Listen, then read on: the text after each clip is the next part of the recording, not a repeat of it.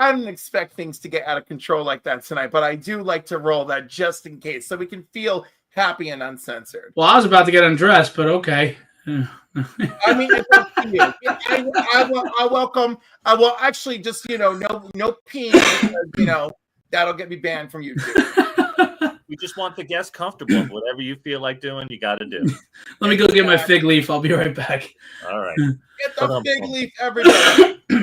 So welcome to Cliff on Comics, this very special evening edition of Comics and Coffee. And it's literally a special edition because I planned very poorly, and here we are. So with me, my special guest co-host for tonight, Velvet Joker.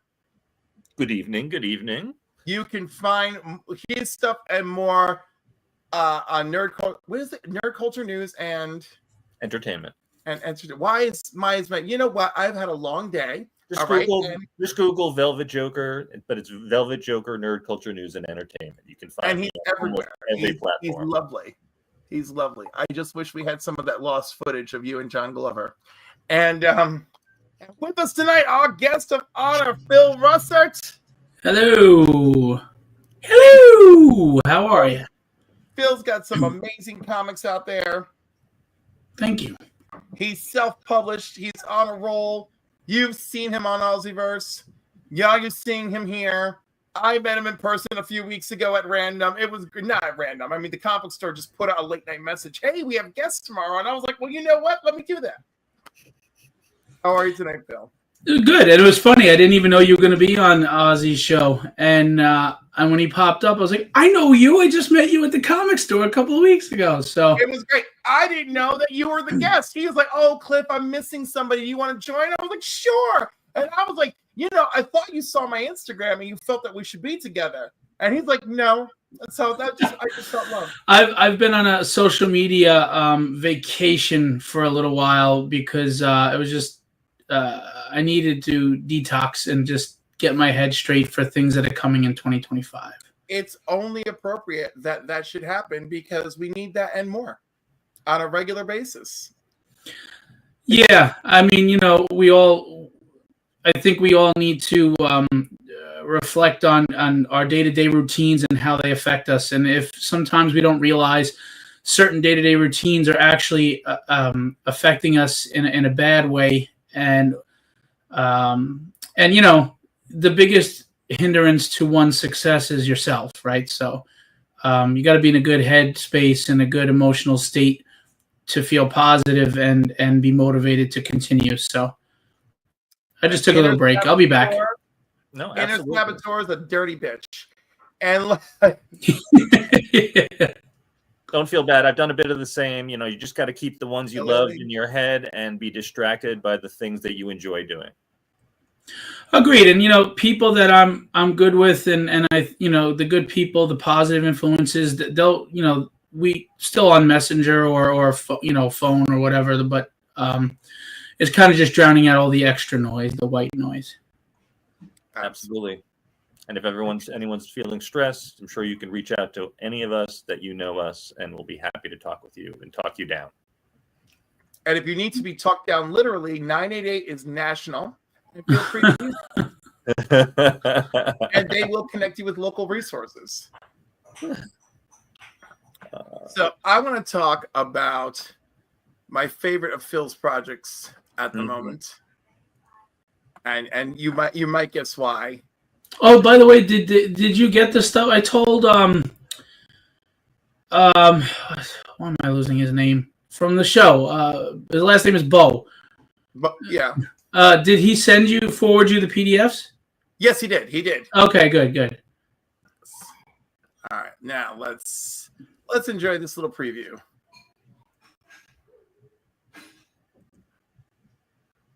Let's try to enjoy this little preview.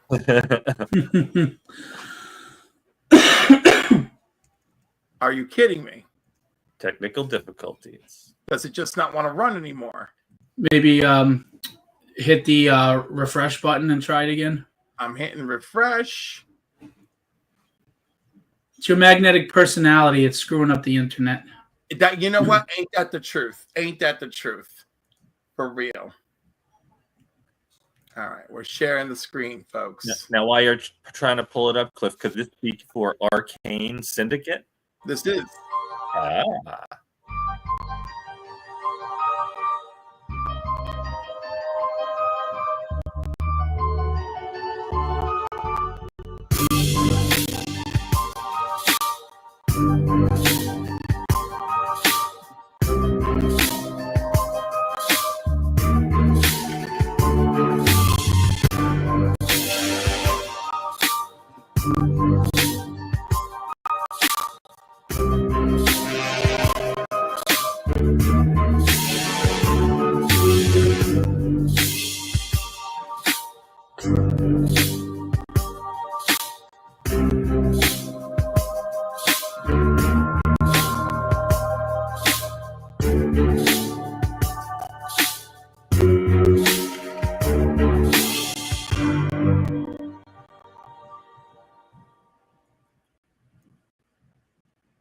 Very nice. Very nice. Right.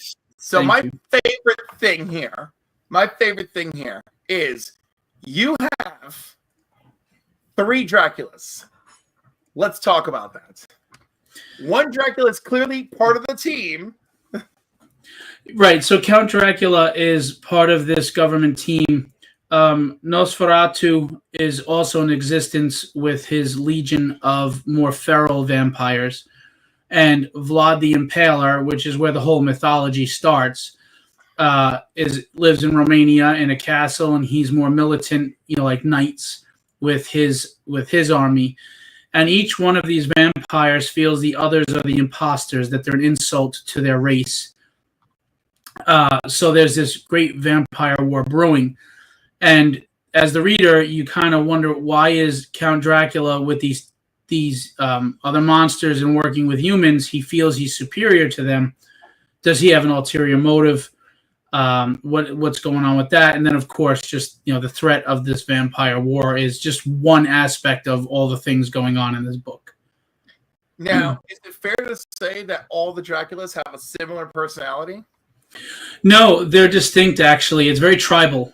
Like I said, the Nosferatu clan, they're very feral, a little more primal and less analytical, whereas Vlad's group, they're very militant, structured like a military, following orders, more intelligent.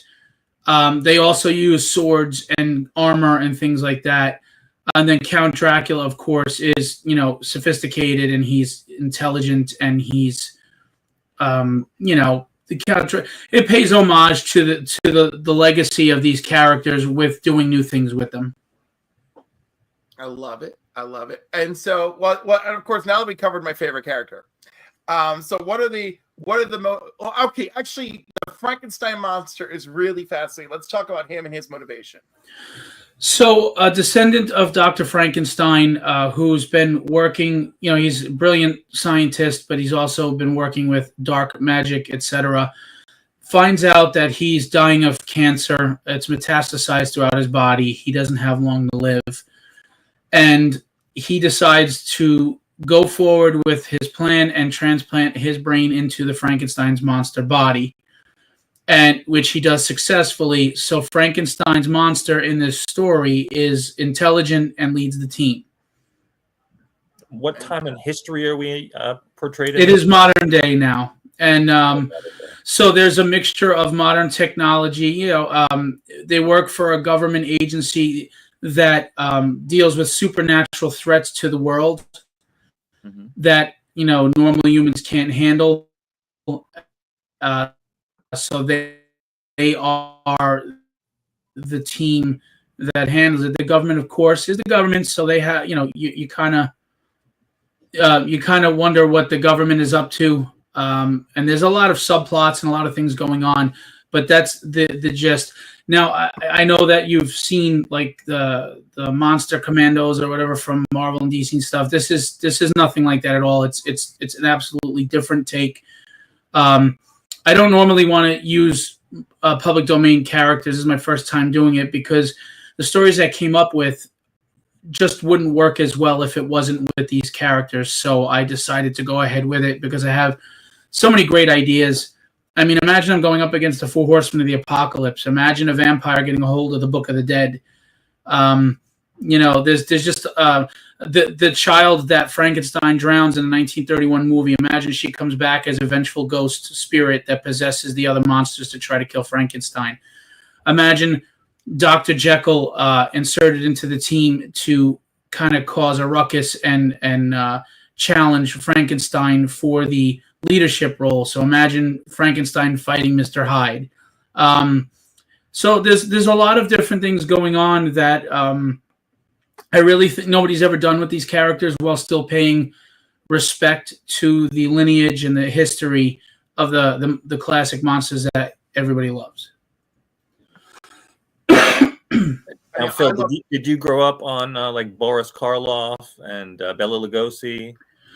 The funny thing is, I wasn't a big fan of the classic monsters at first, and then in 1985, I watched Monster Squad, and in the theaters because I'm old.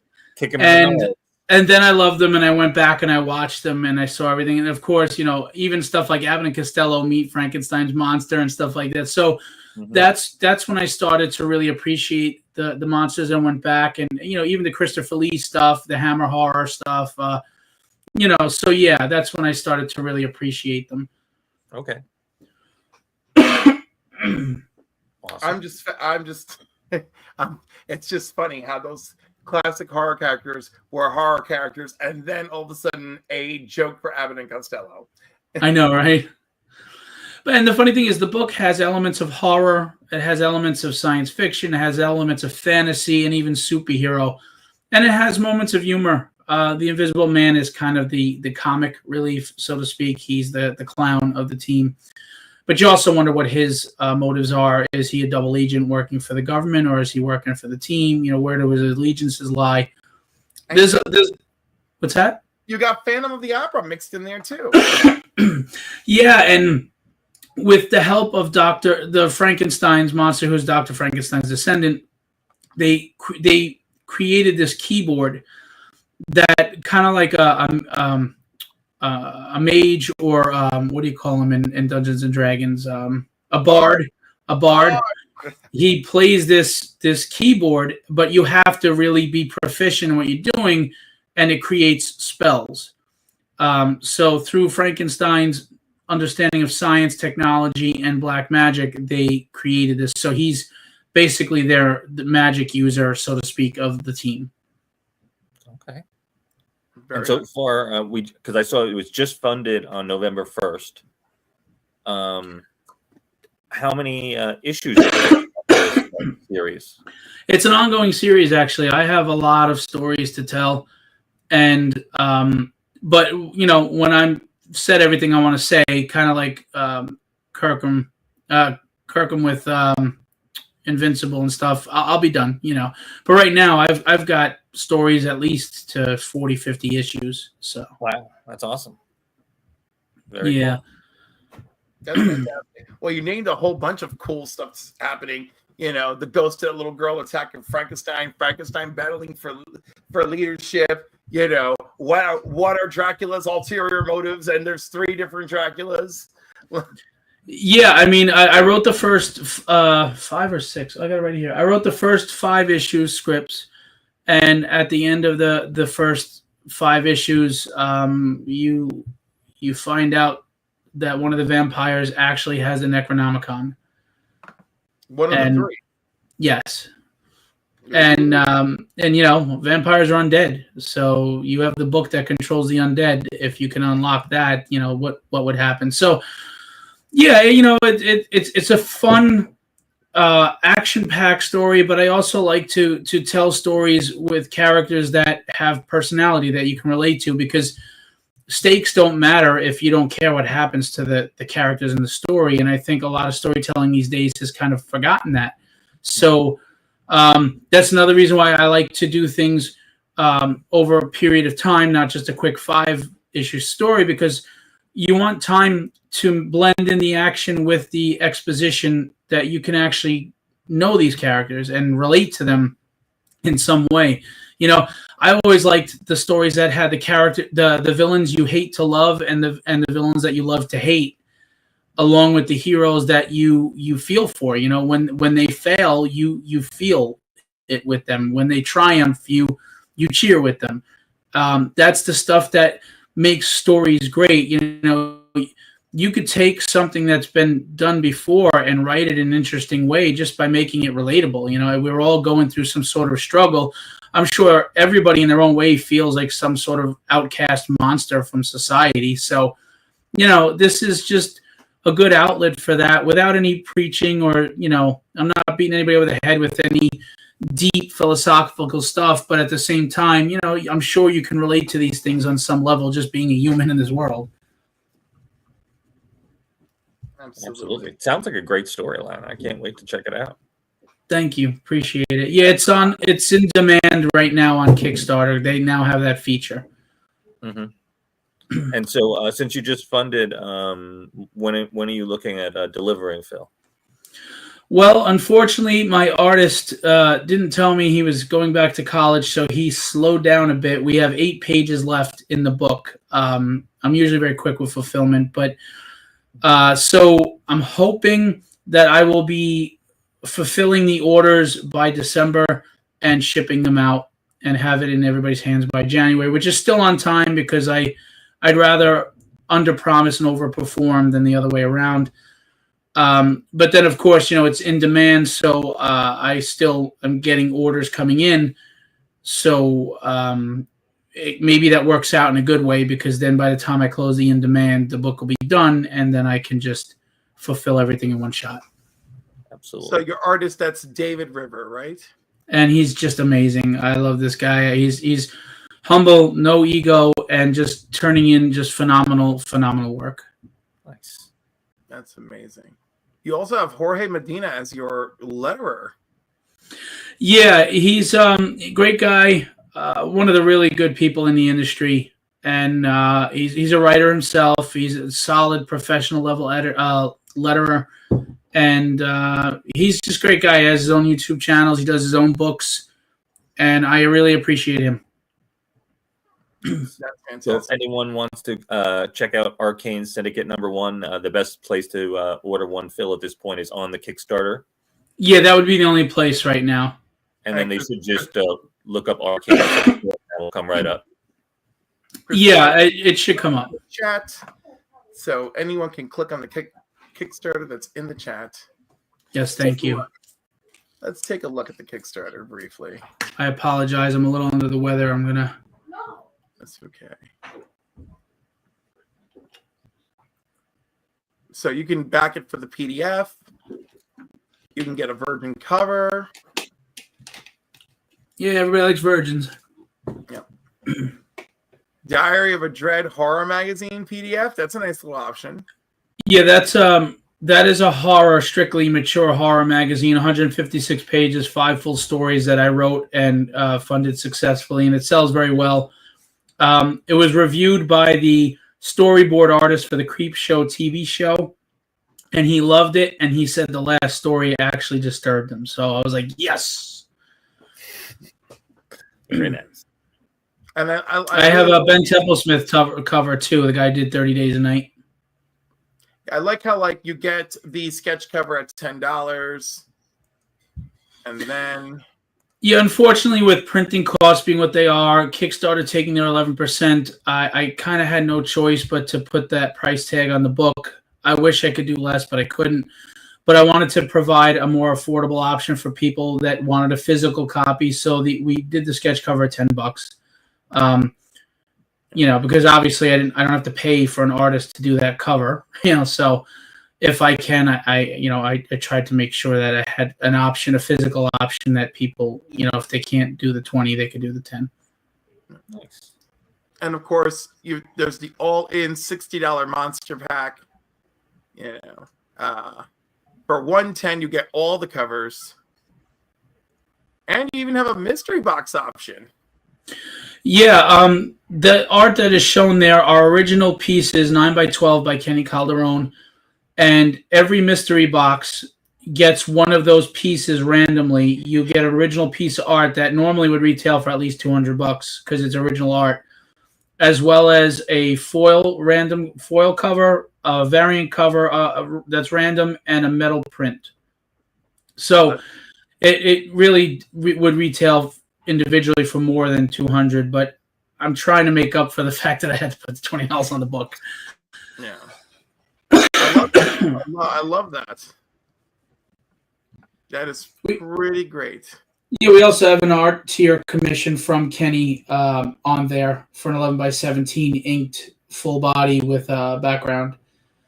And we have some original art from Ricardo Silva, who draws Tragedy as well, which I have in my possession of the 17 members. We sold the Dracula, but I do have the others.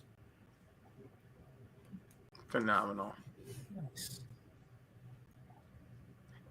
Do you have very nice. So do you have a Kickstarter in the near future to follow up? Well, I can't announce it yet, but I have a very big thing happening next year that I'm right now my focus is on, but the intent is based on David Rivers' availability. I do intend to try to launch another Arcane Syndicate next year. Tragedy will not be on Kickstarter anymore because it will be monthly in stores next year. Yeah. I have other titles like Withered and Dynamics that I would like to continue as well. That I like to do ongoing series, and it all ties in. Withered doesn't, but Dynamics, Arcane Syndicate, Tragedy, and some other books that I'm going to put into production all are in the same universe. So all connected. Nice. I was gonna say, yeah, it's nice to know that they can.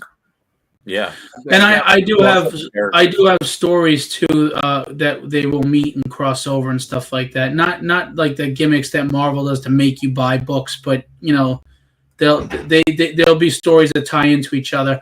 But if you like just Arcane Syndicate, you won't be forced to buy Tragedy to know the story. You'll just get the issue will be Arcane's version inside of what's going on, kind of thing.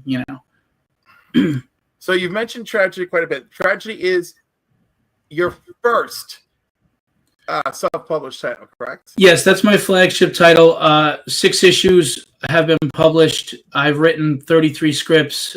We've completed. We're done with the first 10 books, and really proud of it. And I've got major people working for Marvel and DC with me: Chris Picciolo, Ian Churchill, David Mack, Bill Sienkiewicz, Sean Chen, Larry Stroman, Will Spertasio. So I Tyler Kirkham. So I'm very fortunate to work with some big names on Tragedy. Yeah, and they're all phenomenal. Nice. And of course, I was happy to see 2 of them when I met you at Keith Williams and Sean Chen. Yeah, Keith is wonderful. Sean is wonderful. Of course, Sean does not remember the times I used to meet him back in the day, because in the mid 2000s I was at very many comic shows and I saw Sean quite a bit. Oh yeah, he's a very nice guy, very very humble, kind of quiet. Absolutely, I loved his work on Nova. Loved it. Now, Phil, for those that are unfamiliar with your work in the comic book publishing world, can you tell us a little of your history and about Filbo Publishing? So I am 52, collecting comics since I was 9. Big fan. It kind of helped me deal with a very, very difficult childhood. And I got very, very ill in 2021. It was actually almost life-ending ill. And while I was in bed for 6 weeks, I just I had gotten this vision of a character. Excuse me.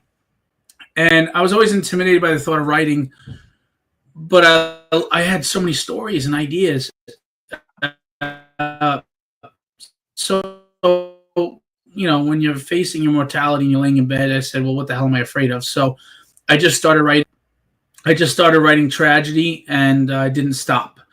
And then I felt comfortable writing, and I just came up with other ideas and things I wanted to do, and I just kept writing and writing and writing. I've written 71 scripts so far, and I just keep writing. And I've written a prose book, and I'm writing another fantasy novel right now. And I just didn't look back. Big comic book fan, and I think comics need passion in them again. They need creators that really are passionate about this medium and storytelling. I think shareholders and politics and a lot of other stuff have kind of become the main focus, unfortunately. And I think it's a shame.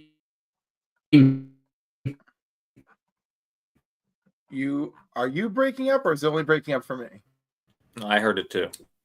Because we just want good stories. We want escapism on a healthy level. Sorry, am I back? You are back. You're back. Yeah. So I just not saying that I'm the great savior or anything, but I want to write out of passion for storytelling and the love of the medium.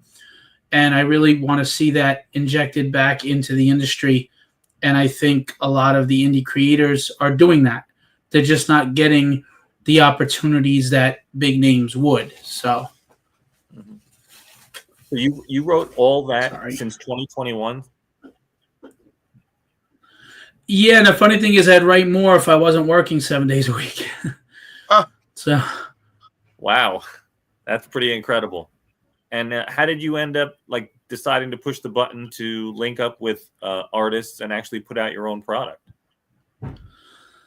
Well, like I said, when I was in the bed and I started writing and the script was done, and I like to surround myself with people that will be brutally and totally honest with me. I don't want to be that person on American Idol that sucks, but because nobody told me the truth, I'm embarrassing myself. Mm-hmm. So I sent it to people that would definitely be brutal, and they said it was great, and they really enjoyed it, and it was written well, and they look forward to seeing what comes next. So I'm a very impulsive individual, and to my wife's detriment, fearless. I'm not afraid to fail or look bad. I don't care.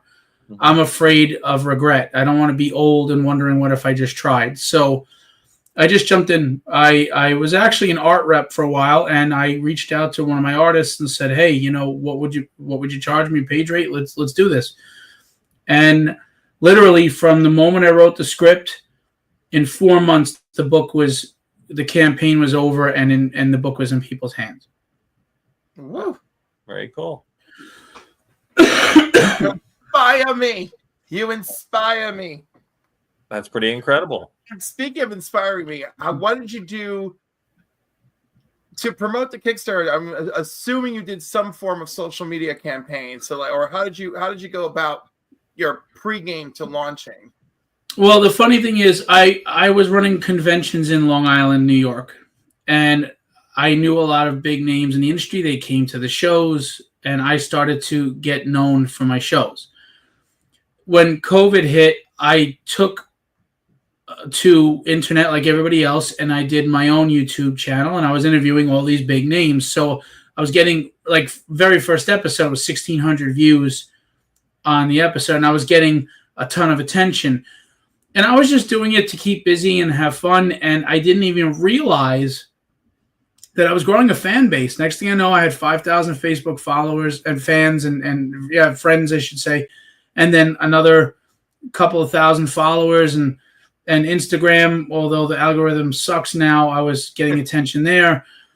And without realizing, I had built that fan base. So when I started promoting the book from my bed, apparently a lot of people were paying attention and on that channel. And the next thing I knew, we did over 10 grand out of the gate on the first book, and I was very grateful. That's incredible. Over 200 backers. Yeah. That's incredible. Great story. Well, I mean, I I'm still small potatoes here. I'm still struggling like everybody else, just trying to get noticed and recognized. But I have to say, people work hard for their money, and a lot of people are working hard at jobs that they just do not fulfill them. They can't stand them. They got to get up and face some jackass boss every day, or coworkers that annoy them, or they just hate what they're doing, and it's a distraction to them for what they want to do. So if someone's taking the money they worked and earned from that crappy job or the job they hate to buy my book, there's no greater honor and nothing more humbling than that. I mean, whether it's 50 people, 300 people, or, thousands of people, if you don't appreciate that, then I don't know what to tell you, because I have no ego. I am humbled and grateful by every single person that shows any interest in anything that I do. And Phil, how's your health now? Good. I unfortunately just have an upper respiratory infection currently, but everything's fine now. I had gotten COVID, and it caused me to also have pneumonia and so many blood clots in my lungs that they couldn't count them. Oh, wow. And one of the clots went to my heart. If it didn't pass, of course, I would have I would have had a heart attack and I would have died. But I was in bad shape. I lost 60 pounds in 4 weeks. Wow. I had bad muscle atrophy. I was on 4 liters of oxygen. I couldn't breathe. I'm a nurse by day, and I think doing what I did helped me. I don't have any lung scarring. I don't have any issues at this point. And I've maintained to keep the weight off. So I'm good. Thank you for asking. Yeah. Congratulations on all accounts. Thank you. Yes. Now, you also said that you were an art agent. Now, what does that mean? Well, I mean, it depends in a way, because there's a lot of agents that deal with big names, so they're booking shows and doing stuff for them, and that's really all they're doing, because the big names get their work on their own. Mm-hmm. I was working with up-and-coming artists that were looking for work, and I was doing all the hustling to get them jobs, get them on books, get them cover jobs, submit their stuff to the big publishers. Like, I had gotten one guy on Vampirella, excuse me, for Dynamite, and I got a colorist on Vampirella and some other Dynamite books. And then I got guys, a lot of indie jobs constantly. They've been working and getting paid, fair page rates for a while.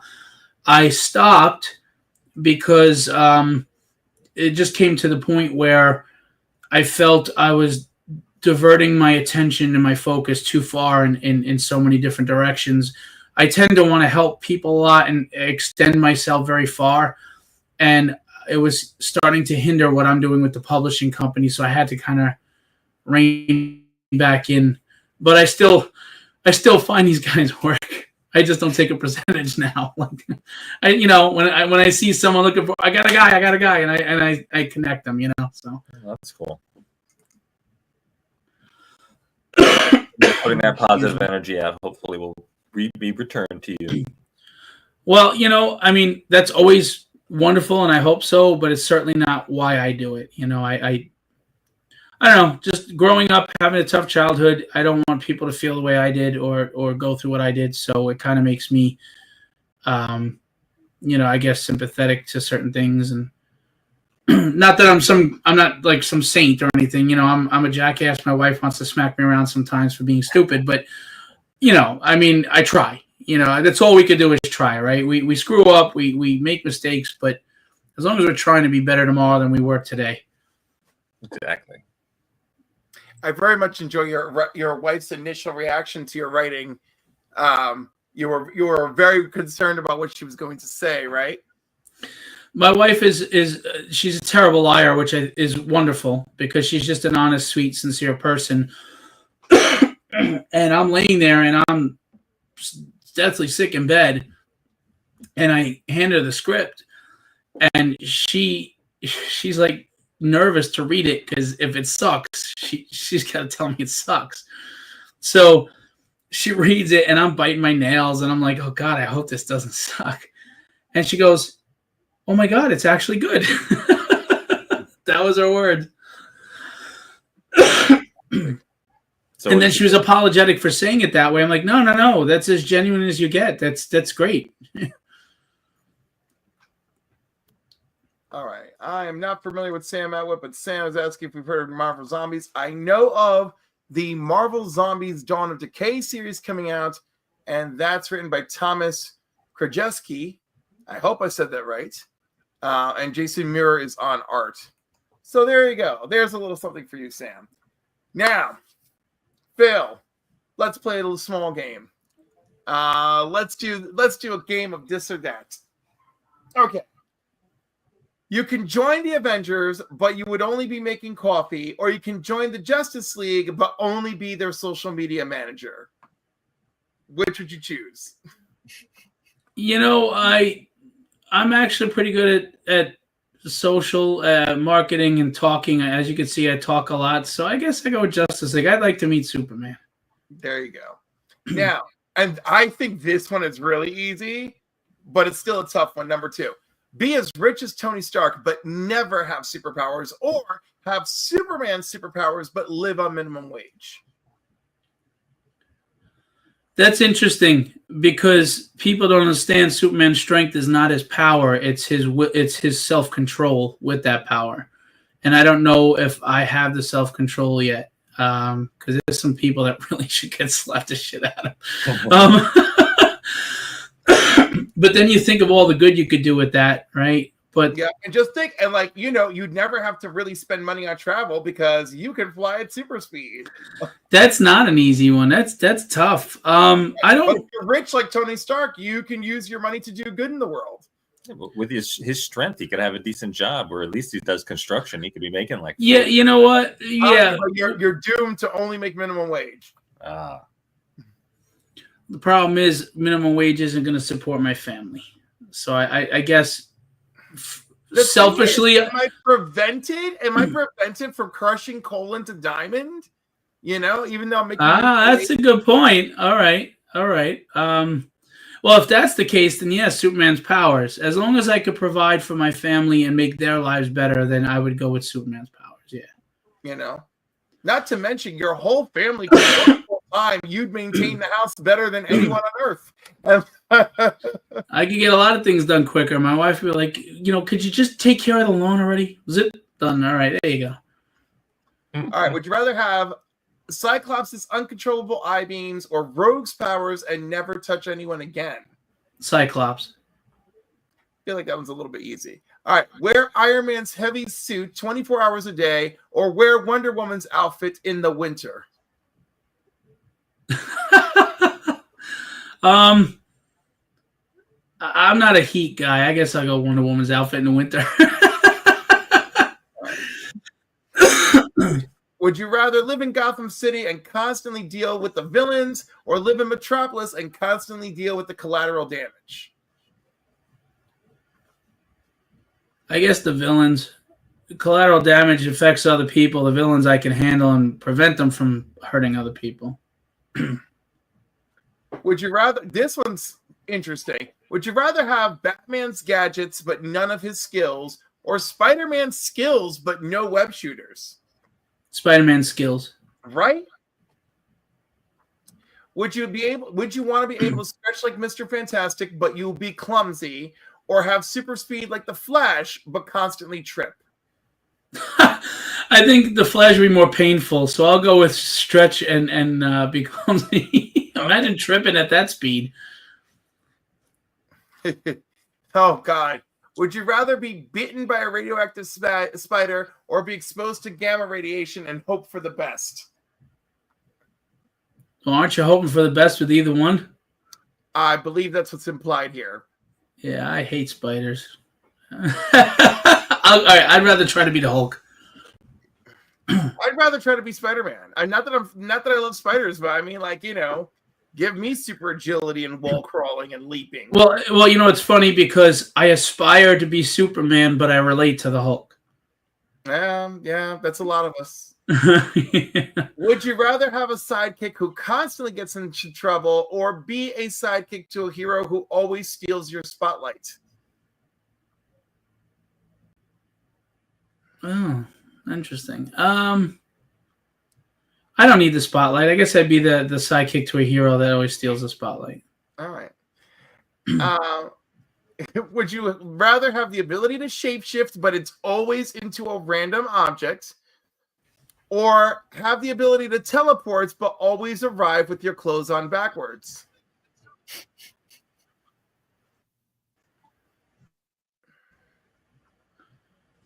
I'll do the teleport with clothes on backwards. I feel like that was a good choice. Thank you for playing. Thank you for playing this or that. All right. We're working our way. Yeah, I can always correct my clothes, go into a closet. Exactly. The point is you got there. You probably got there on time. With or without the brimstone. And not naked. And not naked, because that could be punishable, with jail. All righty. That brings us to one of my favorite parts.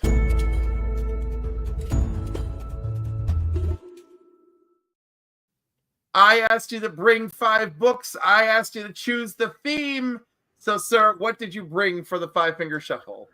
So, unfortunately, I had to sell my entire collection, which had X-Men #2 and up. So I have some omnibus because I wanted to get my collection back. I grew up as a huge Uncanny X-Men fan before anybody really caught on to them. Everybody was Avengers and Spider-Man.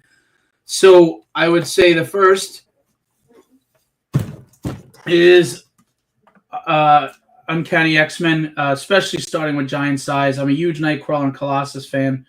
I love Jean Grey Phoenix. Those are 3 of my favorite. I love Cyclops coming into his own. I always love with the X-Men that Cyclops was the nerdy guy who got the girl, because you never see that in comics. He's always the bad boy, so that was cool. Until we created the list of Cyclops' crimes. And they did him dirty. Don't even get me started. But X-Men 97 really course corrected him. I'm really proud of them for that. Yeah, I enjoyed X-Men 97. Again, though, they're using a lot of Claremont and some of Scott Lobdell's storylines, but they absolutely cleaned them up quite a bit. I agree. I'm really curious how they're going to deal. I would love to see and curious to see how they'll deal with Iceman coming out after he previously appeared in the series rescuing Polaris, only to have her reject him immediately for Havoc. So I feel like the next time we see him, he's gonna be a little bit jilted and be like, I always chased after women who I could never have because I was in denial, which is true. I'll be happy to talk to Louise Simonson some more about it. All right. So the X-Men, highly approved. I love Storm. I love Nightcrawler. I love Colossus. I love Cyclops. I'm a big Kitty Pryde fan too. It's great. Next, I would go to Alpha Flight. I think they're a very underrated team. And as you can tell, I'm a John Byrne fan. John Byrne run. Yeah. Alpha Flight, to me, they really dropped the ball on this team. I would love to see them do an ongoing again with the original team and just go with it. Nothing was more shocking than issue, 11, when James Hudson, Heather walks in the room and he's working on the suit, and that 1 second that she delayed him, boom, that was like, whoa, oh my God, and it's just an awesome team. So I would go with Alpha Flight. Yeah. I know I'm not exactly extending far from the X universe right now, so forgive me, but this to me is a gem for many reasons that does not get enough love. Excalibur. Woo! This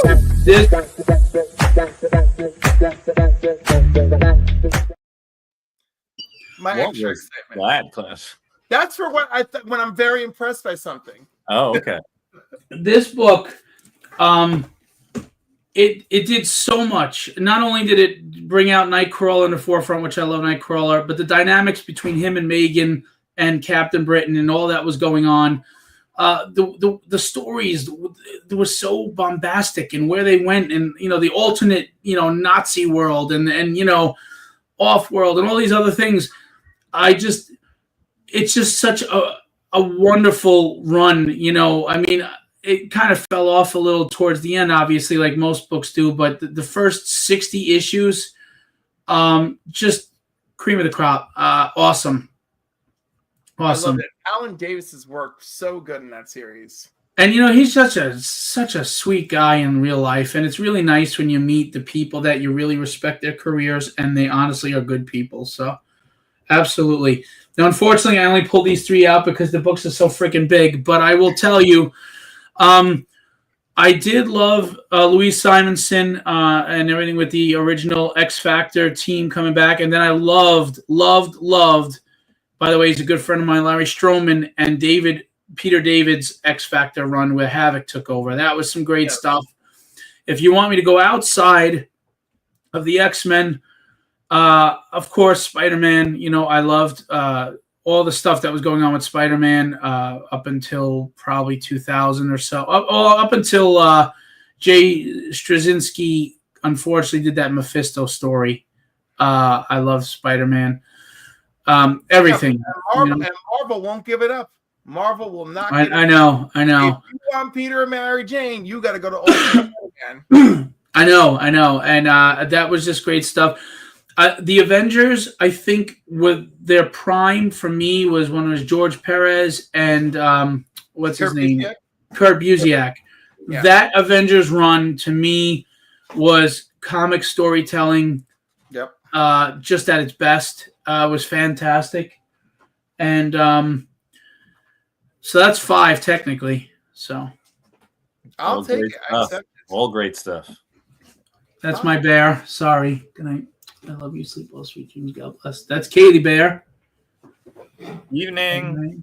Say hi to the internet. Good night. She's a social butterfly. Normally she'd be on talking with you. And I am more of a Marvel guy than DC, but in the 90s, DC started to write their books a little more serious, which I liked. Chuck Dixon's one of my favorite writers, and he's a great guy, and Nightfall was great. The Nightfall storyline. I'm a little tired of Batman right now, be honest with you. Mark, what who are you booing? Who are you? What, he just said nice things about Chuck Dixon. Come on. Because he likes DC better. And I get that. He don't ever stop. But as far as DC, I really loved the JLA, where it became JLA reboot that they did years ago with the 7. That was fantastic. I love Nightwing. Teen Titans.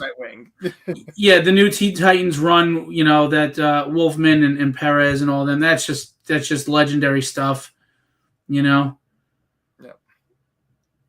I'm going to really get booed by Legion of Comics. I'm not a big fan of Grant Morrison's writing. That may be true, but his Justice League run is pretty great. Right. That was the only thing that I liked that he did, was that when he was on that Justice League run. I hated what he did with the X-Men and a bunch of other. And then when he did that, his DC stuff years ago where Darkseid was like not Darkseid, but he was Darkseid. He was like a human or something changing, and then it was just really weird and convoluted. Well, editorially, they sabotaged him, and nobody will talk about it. But I feel like they sabotaged him. But hold on, this is just for and you also never know how much they get in the way in editorial, but.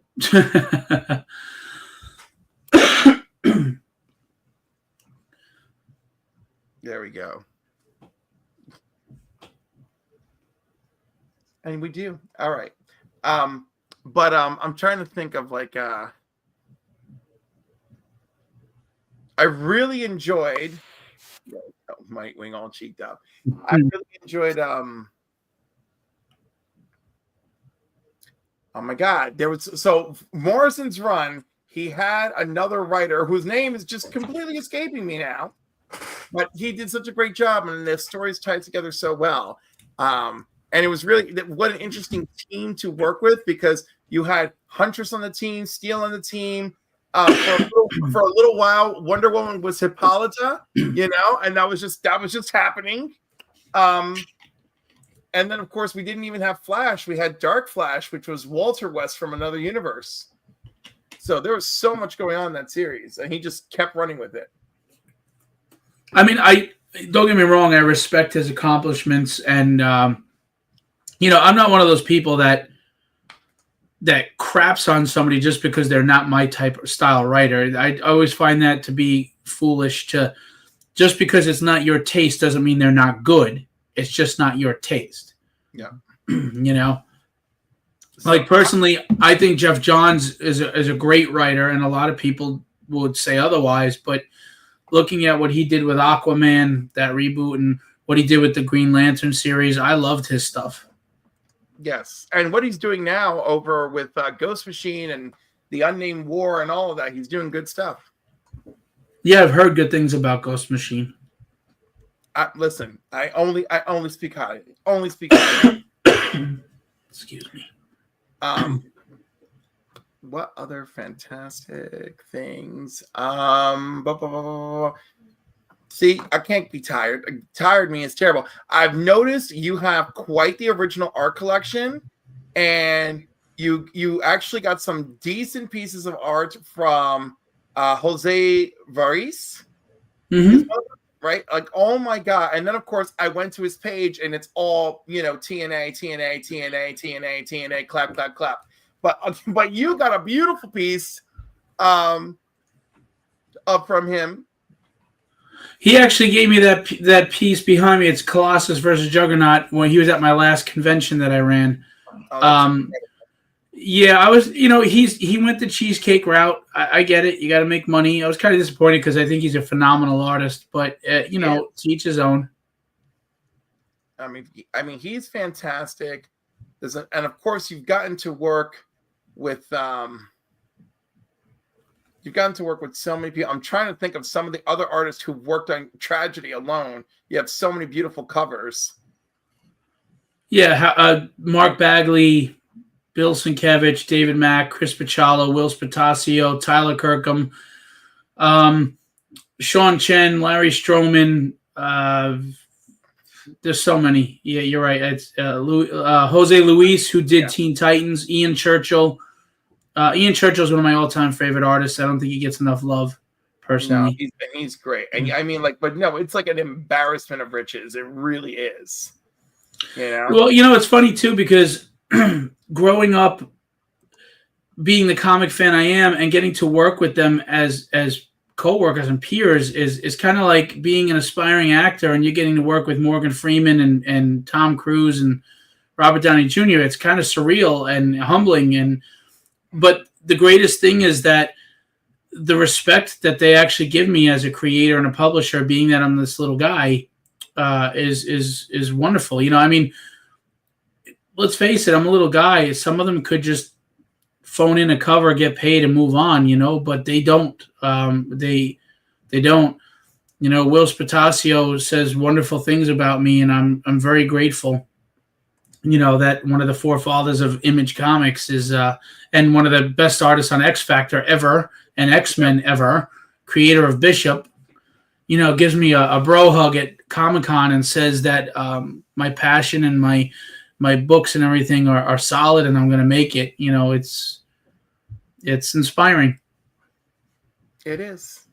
Cool. And Peter David, Chuck Dixon, and Howard Mackey like Tragedy, so it's funny because if you know Peter David, he could be very brutal. Not Peter David. No. I love his writing; is one of my favorites. But yes, he, you know, you don't know which Peter you're going to get, but he could be brutal. And that's my ongoing joke. Is it not? You know, it's like bad day.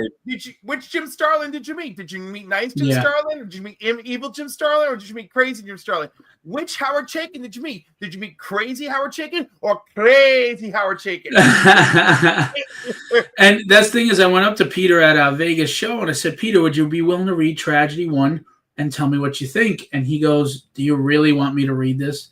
I go, yeah. He goes, I'm telling you now, if it's not good, I'm not going to hold back. I'm going to be brutal. I said, that's why I came to you. I want to know the truth. If it sucks, if I have to wipe my ass with it, I need you to tell me. he goes, okay. So I give him the book. And the next day I come back to his table. I'm like, hey, did you read it? And he goes, I read it. And he throws it across the table at me. And I'm like, oh, shit. I'm like, okay, I'm an Irishman. I'm from New York. I can fight. I can take it. I can take it right here. Go ahead. Go for it. He goes, it's good. I go, what? He goes, I have no complaints. He goes, I wanted to find something, but I have no complaints. It's better than most things out on the rack right now. I said, what? He goes, yeah, you heard me. I go, do you have a fever? He goes, get out of here. Well,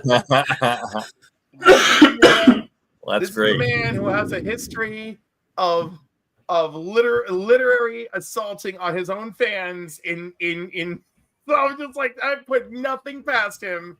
Well, he's been struggling in the health department at least for the last year or so. Oh yeah, very much so.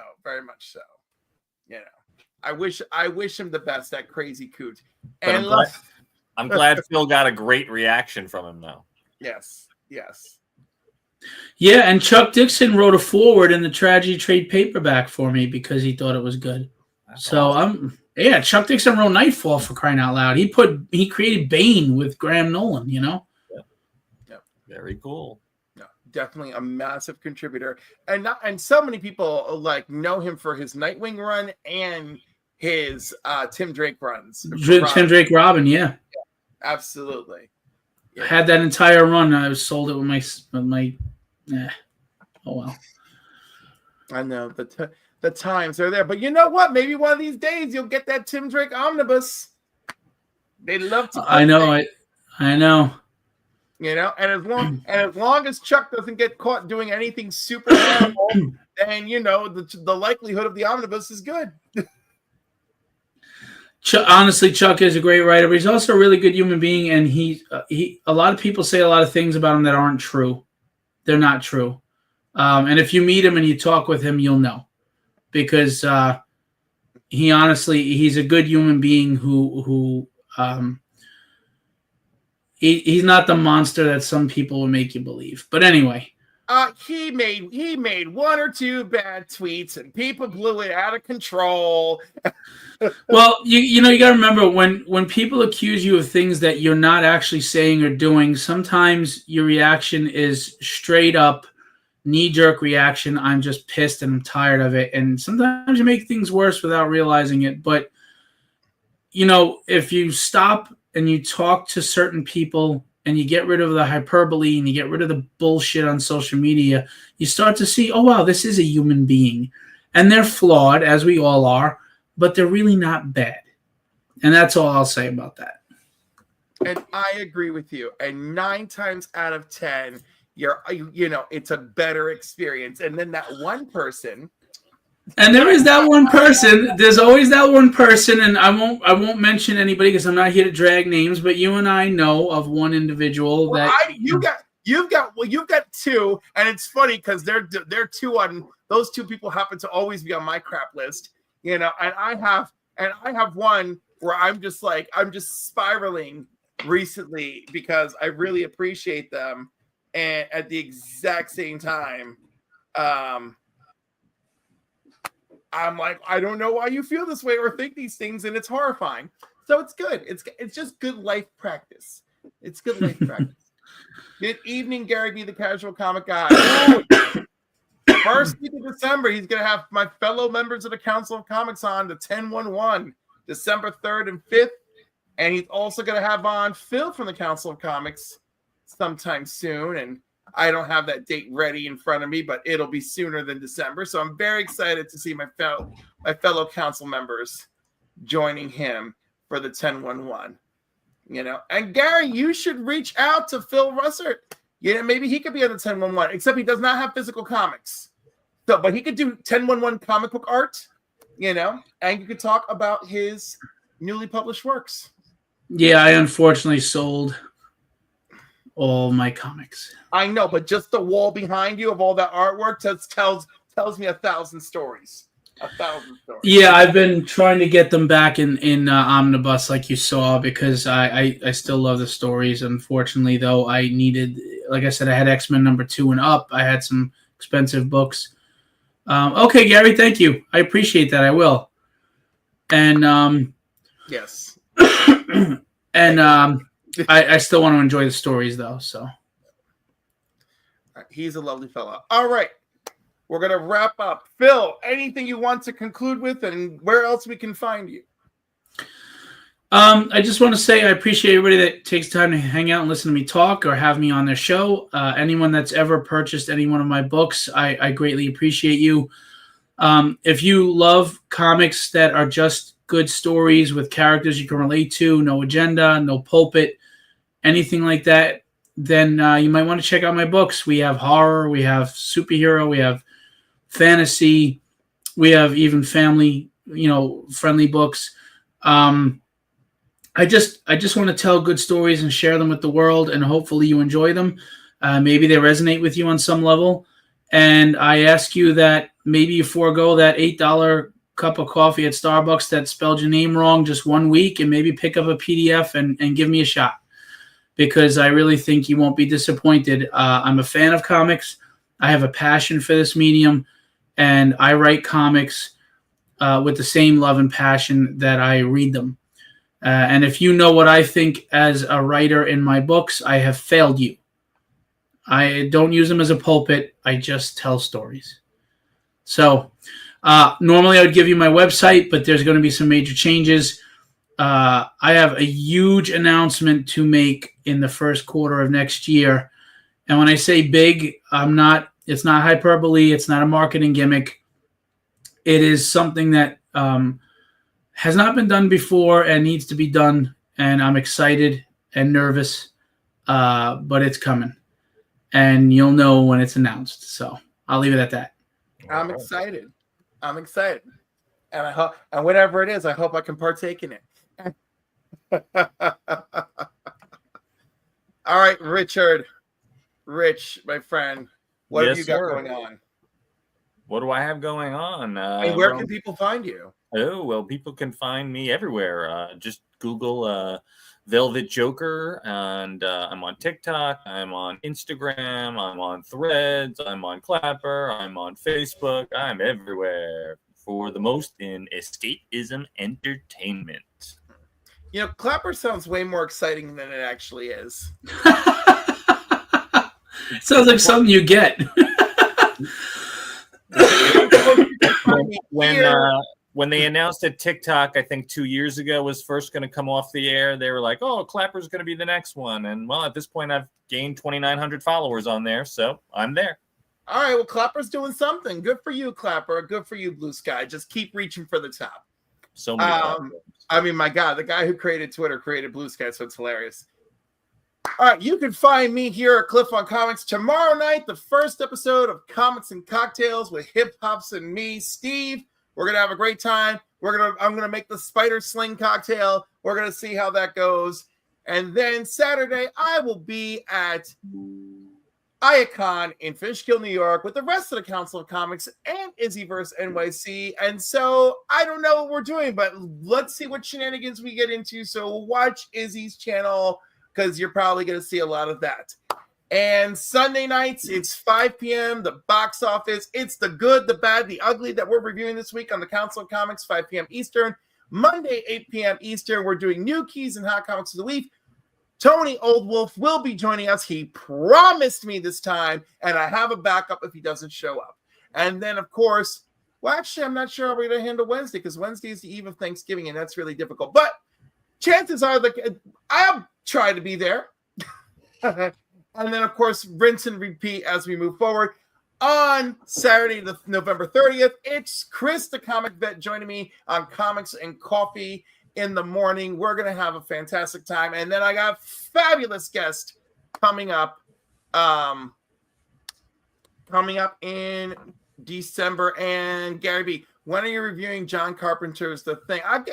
This is our year of trilogies. So we are doing trilogies, Gary. John Carpenter's The Thing. We'll work our way there. That's my favorite horror film. It's a great horror film. We'll set some 2025 goals. Let me tell you about what I love about horror. I love Gothic, and Gothic means environment. So my favorite films are The Thing, the original Alien, The Haunting, the original Haunting, love it. And then what's my other film? Oh, and Suspiria. The original Suspiria. Why people like the new Suspiria, I have no freaking idea. It just looks crap-coated. The original is glorious. Glorious. So find the original Suspiria. It is a treat, you know? And then, like, oh my God. Then do his Apocalypse trilogy. You know what? That's just too much of a downer, Gary. Too much. I'm picking something fun for my trilogy that's leading us into December, and that's it. We'll worry about Dread next year. Ooh, although I have ideas. Alrighty. All right, so that's it for us, folks. Thank you for joining. Phil, thank you for being a wonderful Thanks for having me on. Thanks for coming. Joker, Rich, thank you for being here and co-hosting. And until next time, everybody,